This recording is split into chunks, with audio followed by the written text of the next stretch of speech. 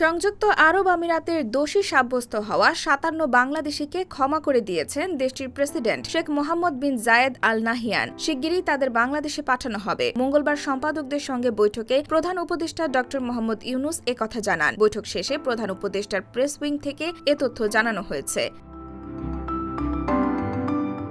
এর আগে সংযুক্ত আরব আমিরাতে বিক্ষোভ করার দায়ে যাবজ্জীবন কারাদণ্ড সহ ৫৭ বাংলাদেশিকে দীর্ঘমেয়াদে সাজা দিয়েছিল দেশটির আদালত। বাংলাদেশে কোটা আন্দোলনের সমর্থনে আমিরাতের বেশ কয়েকটি রাস্তায় বিক্ষোভ করেন প্রবাসী বাংলাদেশিরা।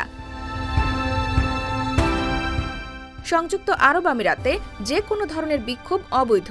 সেখানে যে কোনো ধরনের বিক্ষোভ মিছিলের বিরুদ্ধে সবসময় কঠোর অবস্থানে থাকে দেশটি। বিক্ষোভকারীদের বিরুদ্ধে দাঙ্গায় উস্কানি ও জড়ো হওয়ার অপরাধে মামলা করা হয়েছিল।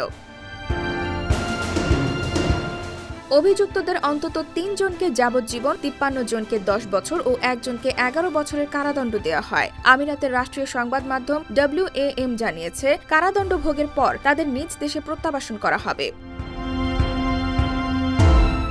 শেখ হাসিনা সরকারের আমলে এমন সাজা ঘোষণা করা হলেও সেই সময় কোনো উদ্যোগই নেওয়া হয়নি, বরং জানানো হয় নাশকতার চেষ্টার কারণে ওই দেশ সাজা দিয়েছে। বাংলাদেশিদের মুক্ত করা নিয়ে সরকার কোনো উদ্যোগ নেয়নি বলে অভিযোগ করেন ভুক্তভোগীরা। এর জেরে আওয়ামী লীগ সরকারের উপর ক্ষিপ্ত হন প্রবাসীরা। একাত্মতা প্রকাশ করেন ছাত্র আন্দোলনের সাথে। বন্ধ করে দেন দেশে বৈধ পথে রেমিটেন্স পাঠানো। অবশেষে ৫ আগস্ট সরকার পতনের পর রেকর্ড রেমিটেন্স পাঠিয়েছেন প্রবাসীরা।